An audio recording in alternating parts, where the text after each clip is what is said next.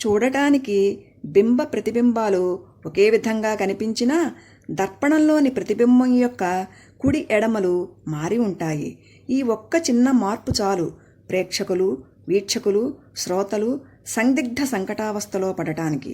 శ్రీరాముడు తన జీవితకాల పర్యంతం పరిపూర్ణ మానవునిగానే ప్రవర్తించాడు. కానీ ఏనాడు దైవత్వాన్ని ప్రదర్శించలేదు, ప్రకటించనూ లేదు. ఆనాటి వర్తమాన కాలంలో శ్రీరాముడు అయోధ్యా ప్రజల నయన మనోభిరాముడు, ముద్దుబిడ్డడే కాని దేవుడు కాదు. శ్రీరామ నిర్యాణానంతరం శ్రీరాముడు భావితరాల వారికి దేవుడయ్యాడు. శ్రీరాముని నరునిగా భావించి రామాయణాన్ని చదవాలి కానీ భగవంతునిగా భావిస్తూ మాత్రం కాదు.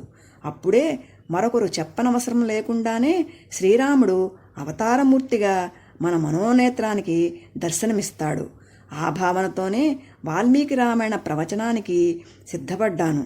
నాతో పాటు మీరు కూడా శ్రీమద్ రామాయణ రసగంగలో మునకలు వేసి ఆధ్యాత్మిక దివ్యానందానుభూతిని ఆస్వాదిస్తారని ఆశిస్తూ, అది తపసా నదీ తీరం, దగ్గరనున్న ఋష్యాశ్రమం, నానావిధ ఫల వృక్షాలతో సమాకీర్ణమైన ఆ ఆశ్రమ పరిసరాలలో అడవి మృగాలు సహజ వైరాన్ని మరచి యథేచ్ఛగా సంచరిస్తున్నాయి.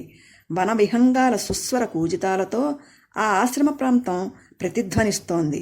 ఆ ఆశ్రమానికి ఆనుకొని ఉన్న ఒక వటవృక్ష ఛాయలో శ్వేతవర్ణబద్ధ జటాజూటంతో, నాభి వరకు పెరిగిన గడ్డంతో, కాషాయాంబరాలు రుద్రాక్షమాలలు ధరించిన ఒక మహర్షి దర్భాసనాసీనుడై ఆలోచనా తపస్సులో నిమగ్నమై ఉన్నాడు. ఆయనే వాల్మీకి మహర్షి. అప్పుడు తపసంపన్నుడు, వేదాధ్యయన తత్పరుడు అయిన నారద మహర్షి వాల్మీకి ఆశ్రమానికి వచ్చాడు.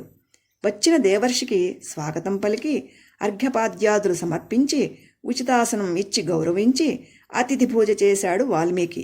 కొంతసేపు ఇద్దరూ ముచ్చడించుకున్న తర్వాత వాల్మీకి నారదునితో, బ్రహ్మర్షి, ఈ భూమండలంలో సకల సద్గుణవంతుడు, మహాశక్తివంతుడు, ధర్మాత్ముడు, సత్యవాది, స్థిర సంకల్పుడు, సదాచారపరాయణుడు, జితక్రోధుడు, కాంతిమంతుడు, అసూయ లేనివాడు, తన కోపంతో దేవతలను సైతం గడగడలాడించేవాడు అయిన మహాపురుషుడు ఎవడు, ఎక్కడున్నాడు అని ప్రశ్నించాడు.